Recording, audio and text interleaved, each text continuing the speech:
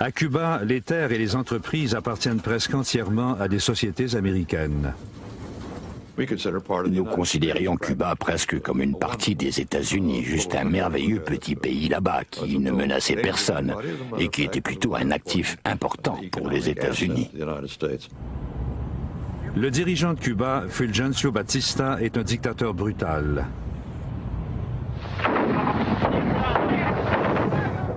Le peuple se tourne contre lui.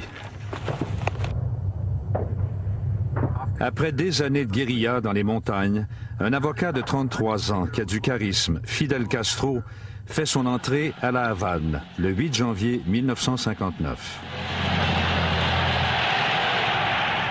Le triomphe de la Révolution a été un modèle d'ordre. Il n'y a pas eu de meurtre, pas de crime. Tout s'est déroulé dans un ordre parfait. Dans cet ordre parfait, plus de 500 membres de l'Ancien Régime sont jugés pour crimes contre le peuple et exécutés.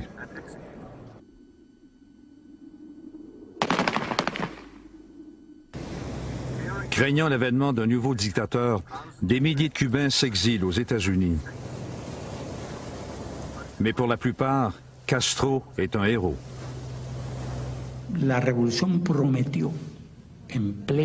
La Révolution a promis de l'emploi et de l'honnêteté dans l'administration, ce qui n'avait jamais existé à Cuba.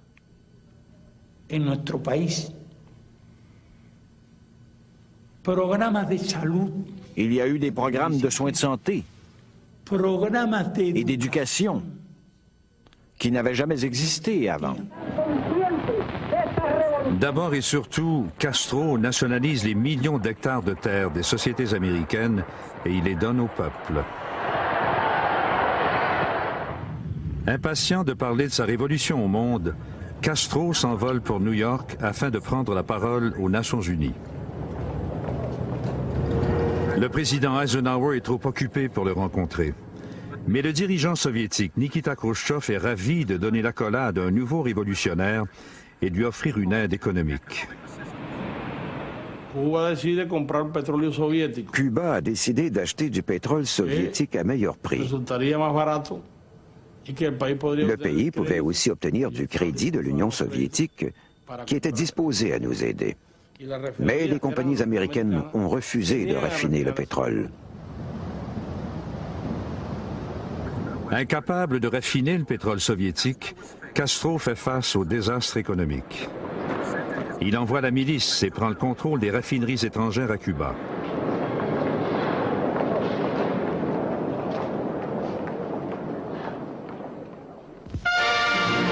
La réplique des États-Unis ne tarde pas.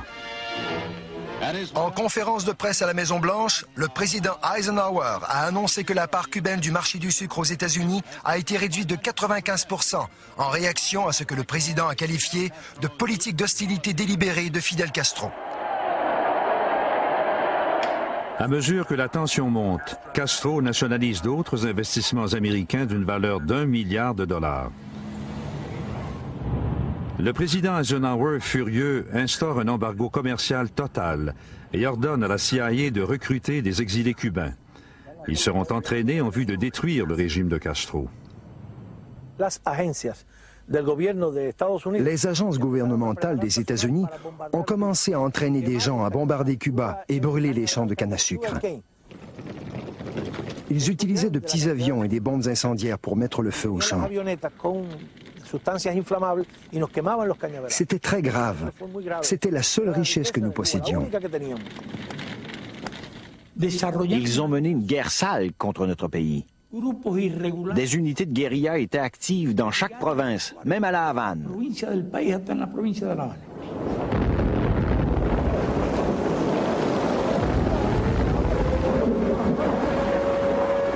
Plus d'une centaine de personnes sont tuées par l'explosion du cargo belge La Coubre dans le port de La Havane, alors qu'on décharge sa cargaison d'armes et de munitions.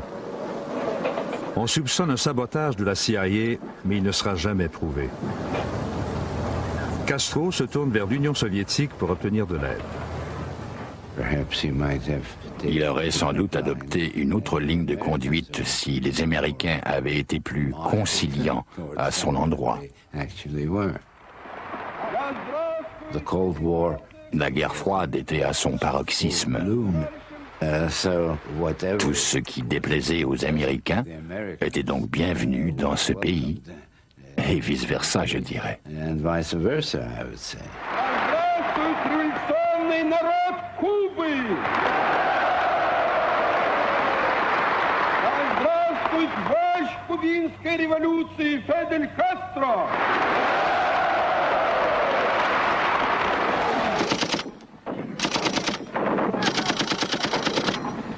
Dans une base secrète dans la jungle du Guatemala, des agents américains de la CIA ont entraîné les exilés cubains en vue d'une invasion de Cuba.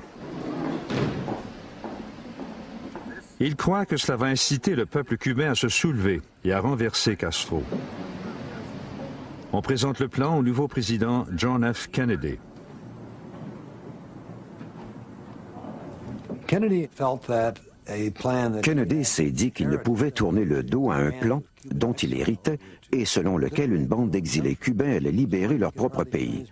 Les États-Unis devaient les aider à se débarrasser d'une dictature communiste dans notre hémisphère.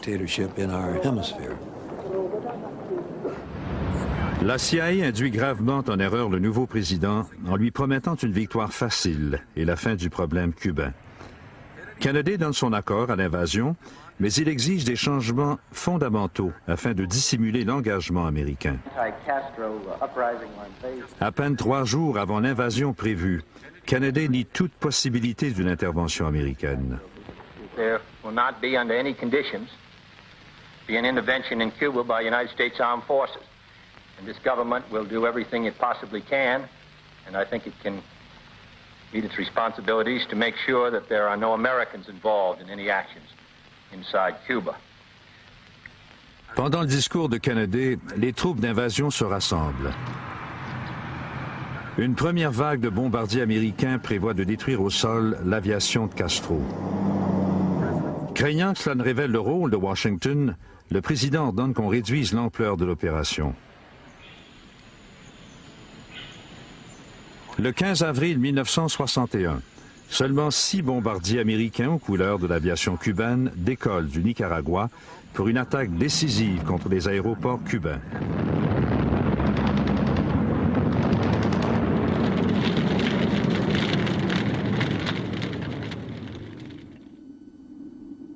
Mais avec si peu de bombardiers, seulement 3 avions cubains sont détruits. 7 civils sont tués.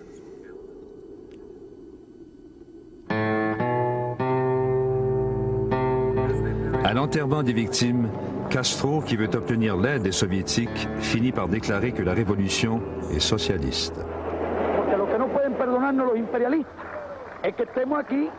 Y que hayamos hecho una revolución socialista en las propias narices de los Estados Unidos. Continuamos preparando. Resistir una. Nous nous sommes préparés à résister à une invasion contre toutes les forces dont nous savions que les Américains disposaient. Le lendemain, seulement 1500 exilés équipés d'armes et de munitions américaines arrivent à la baie des Cochons, à 200 km au sud de La Havane. Les avions américains devaient protéger les troupes pendant le débarquement. Mais Kennedy, qui fait maintenant face à la réprobation internationale à la suite du premier bombardement, annule l'appui aérien.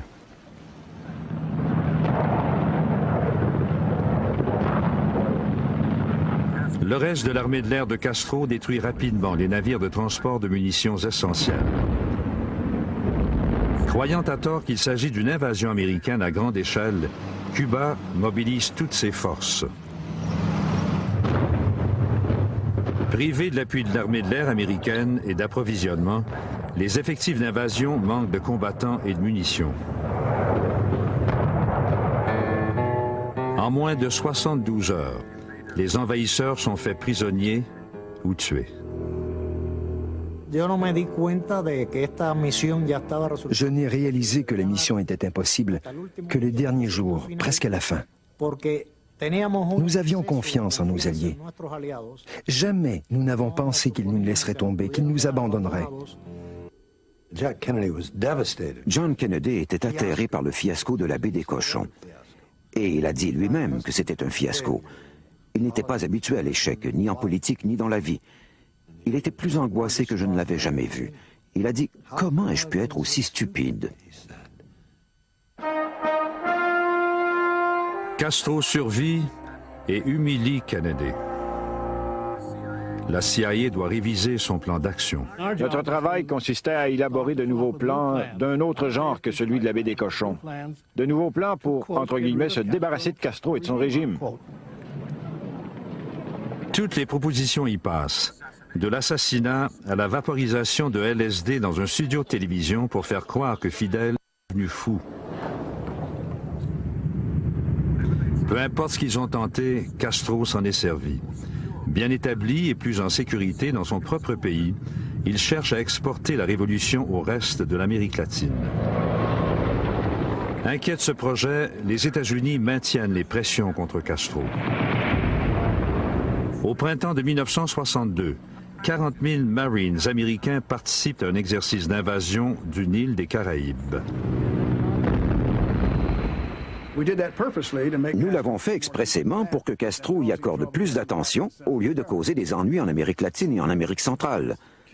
Mais comme nous l'ont dit plus tard les Cubains et les Russes, ils croyaient vraiment que les États-Unis avaient l'intention d'attaquer Cuba, de sorte que Castro réclamait toujours de l'aide. Le plaidoyer de Castro inspire le dirigeant soviétique Khrouchtchev à faire une offre surprenante. Il a vanté la force nucléaire de la Russie aux yeux du monde, mais en réalité, il connaît bien les limites de ses missiles à longue portée. Il possède quand même des missiles nucléaires à moyenne portée. À partir du territoire de l'Union soviétique, nos missiles ne pouvaient atteindre le territoire des États-Unis, mais une fois déployés à Cuba, ils devenaient des armes nucléaires stratégiques.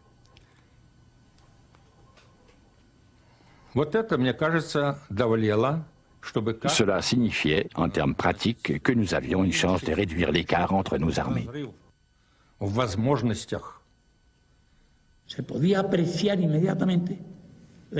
J'ai immédiatement compris l'importance stratégique de ces missiles en sol cubain.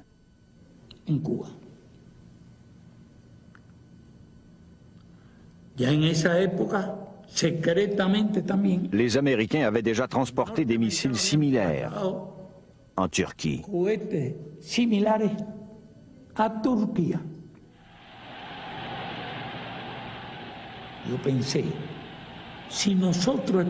Je me suis dit, si nous nous attendons à ce que les Soviétiques se battent pour nous, qu'ils prennent des risques pour nous, voire qu'ils s'engagent dans une guerre, il serait immoral et lâche de notre part de refuser la présence de ces missiles à Cuba.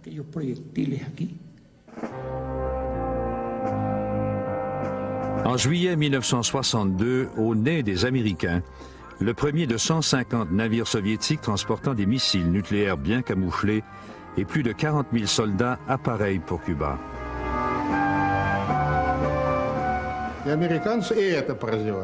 Les Américains n'ont tout simplement pas remarqué que nous avons réussi à transporter 43 000 personnes, les armes et tous les accessoires nécessaires à l'installation. Nous avons disposé les camions et les tracteurs au-dessus, alors que tout l'équipement militaire était dissimulé sous les ponts.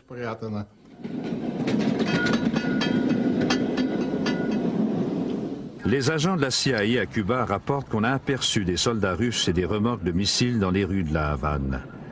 Washington n'en tient pas compte et considère que ce sont des rumeurs. Mais la CIA a remarqué l'accroissement du nombre de navires soviétiques à destination de Cuba. Le 14 octobre, un avion espion U-2 reçoit l'ordre de survoler l'île afin de découvrir ce qui se passe.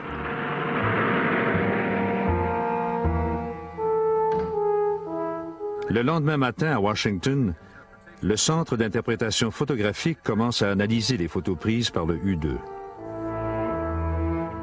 Nous examinons les photos et nous remarquons les objets étrangers à l'environnement. Nous avons continué à chercher, puis nous avons dit « Oh, il s'agit d'un site de missiles balistiques SS-4 ». De concert avec les photo-interprètes, nous avons acquis la certitude qu'il s'agissait bien de cela.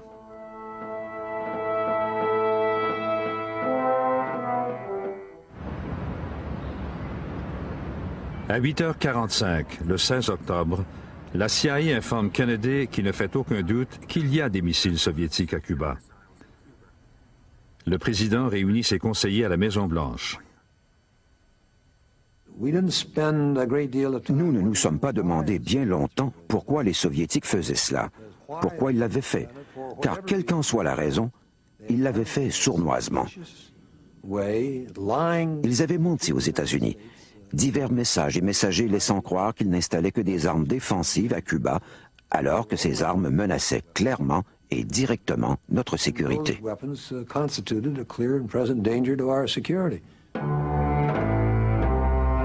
Les missiles à Cuba rendent les Américains plus vulnérables que jamais. Les Russes sont si près qu'ils peuvent frapper sans avertissement. Une première frappe aurait éliminé toutes les bases aériennes américaines, les bases de bombardiers, toutes les bases de missiles et toutes les grandes villes, à l'exception de Seattle, qui étaient hors de leur portée. Mais Washington, New York et Dallas auraient toutes été touchées. Nous avons discuté de la possibilité d'une frappe aérienne, qui a été à un moment ou à un autre le choix de tout le monde pour anéantir les missiles. Nous avons parlé d'une invasion de Cuba qui a toujours été privilégiée par la droite. Débarquer, reprendre Cuba à Castro et débarrasser l'île du communisme, tout en se débarrassant de ses missiles. Il y avait aussi l'approche diplomatique, bilatérale ou par l'intermédiaire des Nations Unies, et un blocus ou une quarantaine, comme on l'a appelé plus tard. Aucune décision n'a été prise à cette première rencontre, mais s'il avait fallu voter, c'est la frappe aérienne qui aurait probablement fait l'unanimité.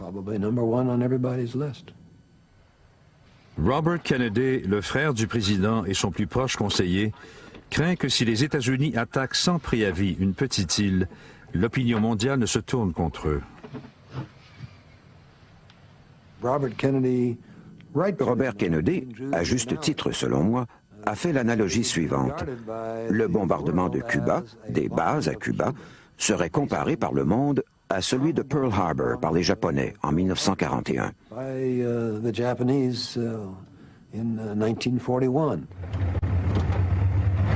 Tandis que les discussions se poursuivent, le ministre soviétique des Affaires étrangères, Andrei Gromyko, et l'ambassadeur soviétique, Anatoly Dobrynin, acceptent enfin l'invitation de longue date de la Maison-Blanche.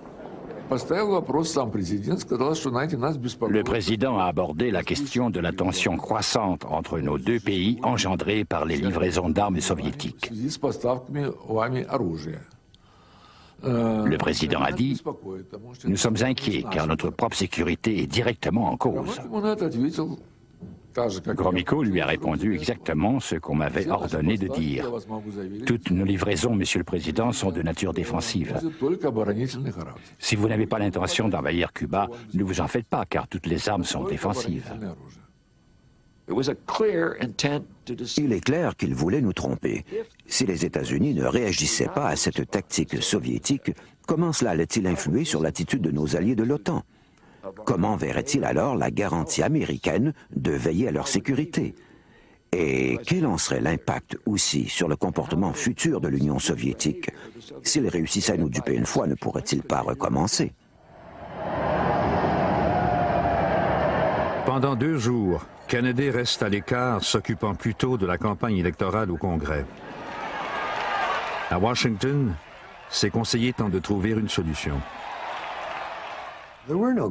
Il n'y avait pas de bonnes solutions. Elles étaient toutes incomplètes et risquées. Pour la première fois en 3 ans à la Maison-Blanche, je me réveillais au milieu de la nuit en me demandant avec angoisse quelle était la bonne approche. Qu'est-ce qui allait fonctionner? Qu'est-ce qui ne ferait pas sauter le monde? On décide finalement qu'il n'y aura pas de bombardement, mais plutôt un blocus. La marine va intercepter et fouiller tous les navires qui se dirigent vers Cuba. On qualifie le blocus de quarantaine. On croyait que la quarantaine convaincrait Khrouchtchev de la détermination du président de voir ce que ces missiles soient enlevés sans provoquer de riposte militaire.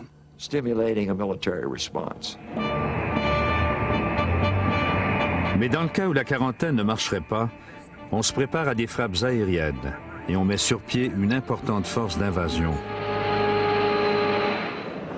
Le président Kennedy est à Chicago. On le réclame maintenant à Washington. Les médias commencent à se douter de quelque chose. Le président Kennedy m'a appelé à 8 h du matin et m'a demandé de le retrouver dans sa chambre. Il portait encore son peignoir. Il m'a dit: je vous écris quelques notes. Vous allez convoquer une conférence de presse pour l'annoncer. Le médecin adjoint de la Maison-Blanche, le docteur George Berkeley, a remarqué que le président avait la voix très enrouée. Ce matin, quand il a examiné le président, il a constaté qu'il était un peu fiévreux et qu'il souffre d'un léger problème respiratoire. Par conséquent, le président a annulé son emploi du temps pour le reste de la journée et demain, il va rentrer à Washington, à la Maison-Blanche. Bonjour à tous. L'intensification inhabituelle de l'activité top secret des militaires et des diplomates en fin de semaine à Washington laisse entrevoir l'imminence d'un événement majeur en politique étrangère américaine. L'attention se concentre sur les Caraïbes et une intervention possible contre Cuba. Dans l'après-midi, l'ambassadeur soviétique est convoqué de toute urgence chez le secrétaire d'État Dean Rusk.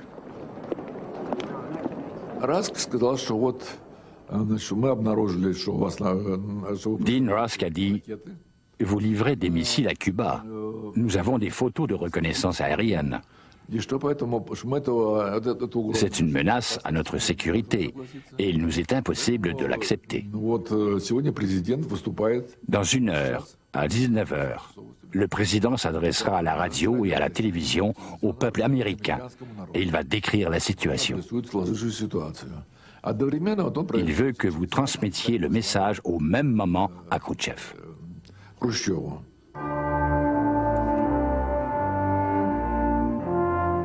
À 19 h, Kennedy annonce au monde la découverte des missiles soviétiques à Cuba et l'entrée en vigueur du blocus.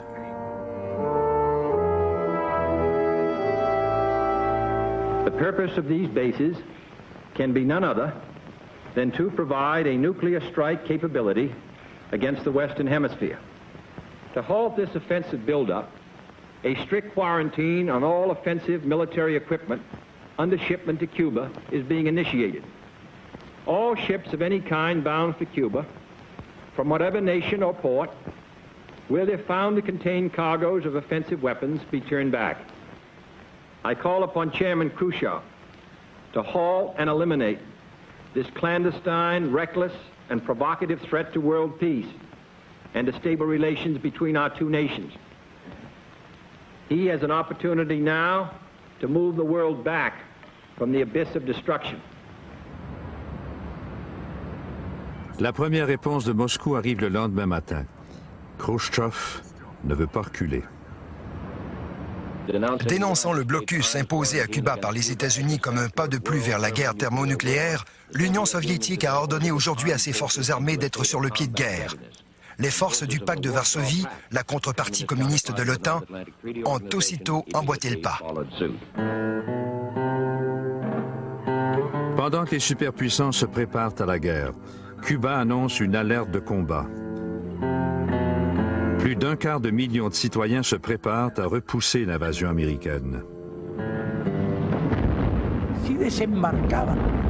S'ils avaient envahi notre pays, j'étais convaincu que les États-Unis couraient le risque grave de passer à la deuxième étape. Une frappe nucléaire aérienne contre l'Union soviétique. La flotte américaine encercle maintenant Cuba. Les navires soviétiques maintiennent le cap. La confrontation semble imminente. Kennedy veut un contact direct avec Moscou. Il envoie son frère Robert rencontrer en secret l'ambassadeur soviétique.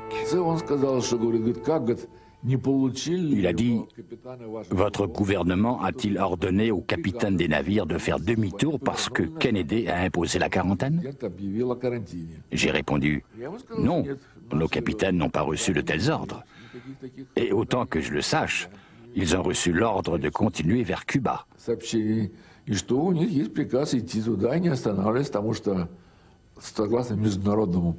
Selon la loi internationale, vous n'avez pas le droit d'arrêter nos navires dans les eaux internationales. Vous ne pouvez pas tracer une ligne imaginaire qui ne peut être franchie, c'est contre la loi. Il a répondu « Eh bien alors, je ne sais pas où cela va nous mener. » Le Pentagone affirme que les États-Unis sont résolus à couler tous les navires du bloc communiste en route vers Cuba, qui refuseront de s'arrêter et de subir une fouille comme l'impose le blocus. En outre, on recourra à la force s'il le faut pour stopper et fouiller n'importe quel navire de n'importe quel pays en route vers Cuba. Je crois que c'est à ce moment qu'on a vraiment retenu notre souffle. Je me souviens que j'étais dans la salle des nouvelles à préparer le bulletin suivant et que je tapais à la machine les doigts croisés presque littéralement.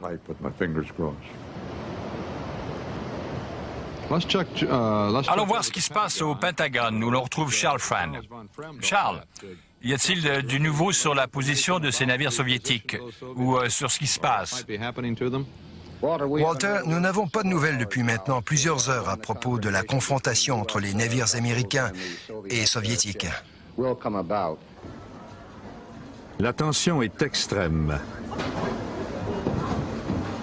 Les gens se préparent à un éventuel holocauste nucléaire. Dans tout le pays, la population se rue vers les supermarchés. Nous avions une salle de rangement là où sont les chaudières de chauffage et nous nous demandions si on pouvait la transformer en une sorte d'abri nucléaire. Nous apprenions pour la première fois de combien de temps nous disposions après l'explosion avant que les gaz mortels, la chaleur suffocante et ainsi de suite nous atteignent.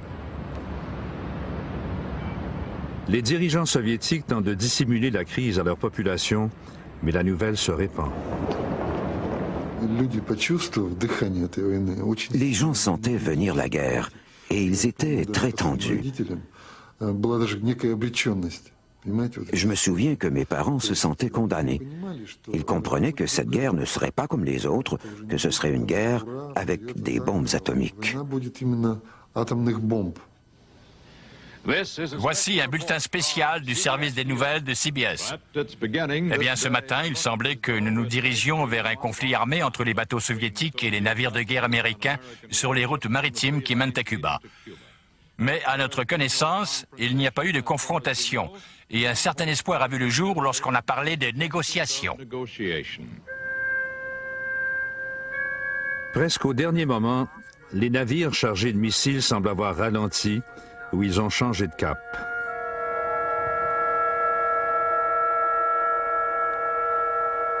Ce soir-là, alors que Kennedy dîne avec des amis à la Maison-Blanche, on propose un toast pour célébrer l'événement.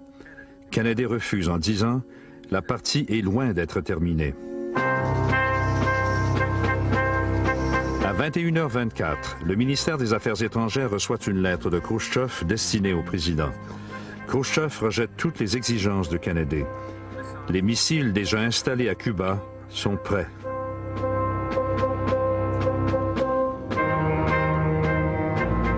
Pour la première fois de son histoire, le commandement aérien stratégique des États-Unis passe au stade de défense DEFCON 2.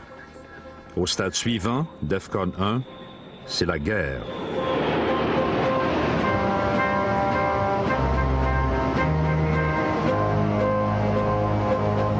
Peu après l'aube, le matin du 25 octobre, Kennedy ordonne l'interception du Bucarest, un pétrolier soviétique.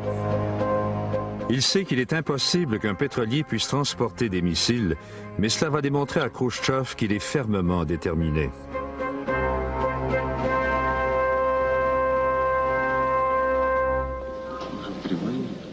Cet après-midi-là, aux Nations Unies, Adlai Stevenson confronte son vis-à-vis soviétique, l'ambassadeur Zorin. Très bien, monsieur. Laissez-moi vous poser une simple question. Niez-vous, monsieur l'ambassadeur Zorin, que l'URSS a installé et soit en train d'installer des missiles à portée moyenne et intermédiaire sur des sites à Cuba? Oui ou non? N'attendez pas la traduction. Oui ou non?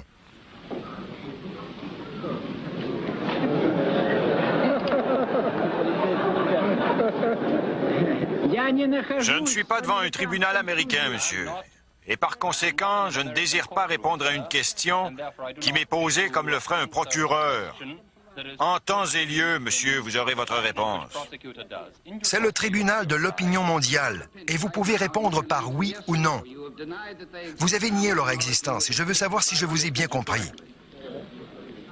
Tandis que l'ambassadeur soviétique tergiverse, on apporte les photos du U-2 dans la salle pour que le monde entier les voie.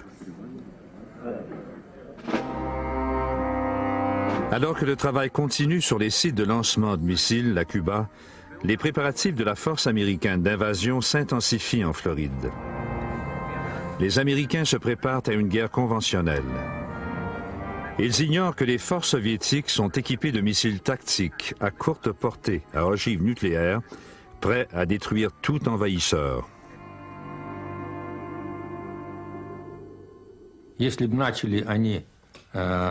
S'ils avaient tenté une invasion avec les marines ou les forces aéroportées, les pertes auraient été énormes. Nous aurions combattu jusqu'au dernier soldat, jusqu'à la dernière cartouche.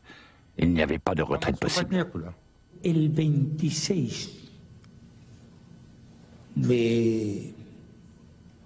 Le 26 octobre, le commandant militaire soviétique m'a informé de la situation.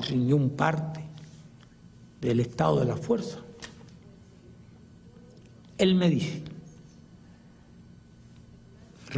m'a dit, le régiment des forces aériennes est prêt. Les missiles sol-air sont prêts. L'unité tactique de missiles nucléaires est prête. Les missiles sont prêts.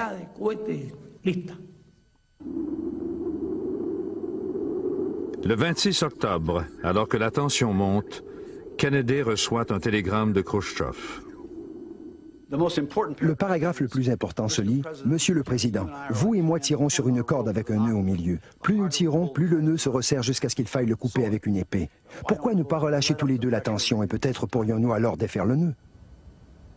Khrouchtchev poursuit en proposant aux États-Unis que s'ils déclarent ne pas vouloir envahir Cuba, la présence de nos spécialistes militaires à Cuba ne sera plus nécessaire. Il semble enfin que les esprits échauffés se calment. Le lendemain matin, tout change. Khrouchtchev tente d'obtenir une entente plus avantageuse. Il exige un échange. Ses missiles à Cuba contre les missiles américains en Turquie. Khrouchtchev s'est dit que si le retrait de Turquie pouvait être inscrit dans un accord général entre les deux camps, cela serait bien meilleur pour l'Union soviétique. Bien mieux qu'une simple décision par les États-Unis de ne pas attaquer Cuba. Le président Kennedy est prêt à retirer les missiles américains de Turquie. Mais ils font partie de l'arsenal de l'OTAN. Il ne peut rien promettre à Khrouchtchev. Tandis que Kennedy évalue la situation, il apprend que la crise vient de nouveau de s'aggraver. Poursuivant les vols de reconnaissance continus, un avion espion U-2 américain survole un site soviétique antiaérien dans la partie est de Cuba. Cette fois, le commandant soviétique donne l'ordre de lancer un missile sol-air contre lui. Le commandant de division, le lieutenant-colonel Gretchkov, a reçu l'ordre de liquider la cible.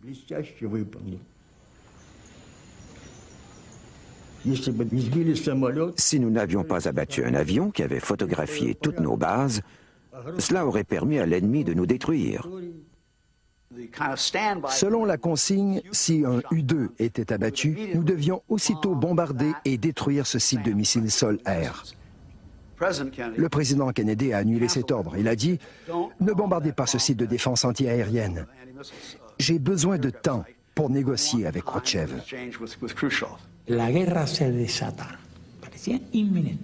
Une guerre semblait imminente. Une première frappe pouvait survenir à tout moment. Je me suis dit, si Cuba se trouve dans une guerre aussi désastreuse, nous serons rayés de la carte. Castro envoie un message à Khrouchtchev. Il affirme qu'une attaque américaine doit être déclenchée dans quelques heures et que lorsqu'elle le sera, l'Union soviétique devrait riposter immédiatement avec une frappe d'anéantissement. À Washington, Kennedy tente encore d'éviter une guerre mondiale. Bobby Kennedy a eu cette idée brillante. Il a dit « Ne retenons du télégramme de Khrouchtchev que les passages qui nous plaisent et faisons semblant que le reste n'existe pas. » John et Bobby Kennedy ont concocté exactement cette réponse à Khrouchtchev. Elle passait sous silence l'affaire du U-2, le message de Moscou qui avait un ton très guerrier, vous savez, etc., etc. Et disait simplement « Nous comprenons le sens de vos propositions et nous sommes à l'écoute des passages qui nous plaisent. » On a peu confiance que ce stratagème fonctionne. Les plans d'invasion se poursuivent. La tension ce samedi soir était extraordinaire parce qu'on devait déterminer à quelle heure nous allions envahir Cuba le lendemain et si nous allions bombarder ces régions. Kennedy a débuté la réunion en disant « Écoutez, aucun de vous n'est allé chez lui depuis au moins 6-7 jours. Je veux que vous rentriez tous chez vous ce soir. Revenez demain matin, dimanche matin, et nous prendrons la décision. »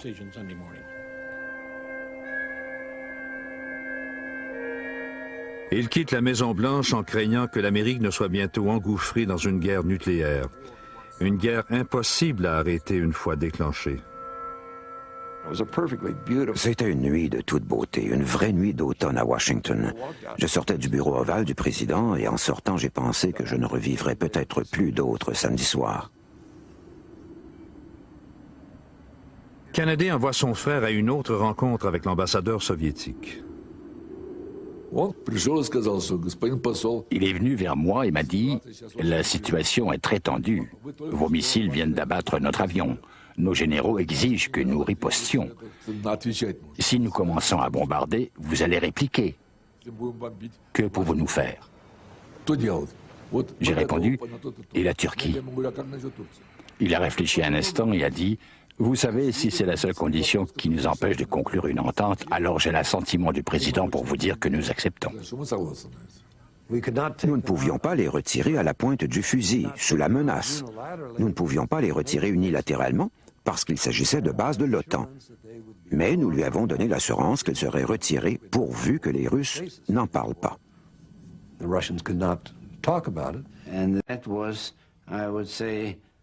À mon avis, c'est ce dernier élément qui nous a poussés à accepter les termes de Kennedy, selon lesquels il garantissait qu'il n'y aurait pas d'attaque contre Cuba, mais qu'en revanche, les Soviétiques devraient retirer toutes les armes offensives de Cuba. Craignant que ce soit la dernière chance d'éviter la guerre, Khrouchtchev envoie un message à Radio Moscou, dans lequel il accepte les termes de Kennedy. Le message est diffusé dans le monde entier. Le gouvernement soviétique a ordonné le démantèlement des missiles à Cuba, ainsi que leur retour en Union soviétique. Radio Moscou, 9h ce matin, M. Khrouchtchev remballe ses missiles et les renvoie au pays. La première nouvelle que j'ai entendue dimanche matin au réveil provenait de cette émission de Khrouchtchev sur les ondes libres. Les missiles soviétiques allaient être retirés sous inspection et la crise était terminée. Je n'en croyais pas mes oreilles. Aujourd'hui, nous avons toutes les raisons de croire que le monde a échappé à la plus terrible menace d'un holocauste nucléaire depuis la fin de la Deuxième Guerre mondiale. Nous étions furieux. Comment l'avons-nous appris? Par la radio, dans la matinée du 28. Ils ont diffusé qu'un accord avait été conclu entre l'URSS et les États-Unis, que Kennedy avait offert une garantie à Khrouchtchev. C'était vraiment un accord honteux. Il ne m'est jamais venu à l'esprit qu'il puisse faire une telle chose. Le monde entier avait l'impression que Khrouchtchev avait perdu parce qu'il avait cédé à la pression d'un président fort, qu'il avait tout retiré de Cuba sans rien obtenir en retour. Personne ne connaissait l'accord sur les missiles en Turquie. Si vous me demandez qui a gagné ou qui a perdu, je dirais ni Kennedy ni Khrouchtchev.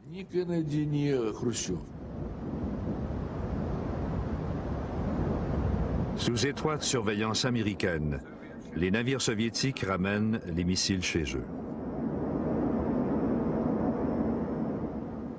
Il est indubitable que sans cet accord, et si nous avions envahi Cuba, il y aurait eu une guerre nucléaire et le nombre de personnes qui auraient été tuées dans le monde aurait été absolument désastreux. Ça a été la crise la plus importante du XXe siècle et le fait que Kennedy l'ait résolu avec Khrouchtchev est vraiment important, car nous sommes alors entrés dans un monde complètement différent.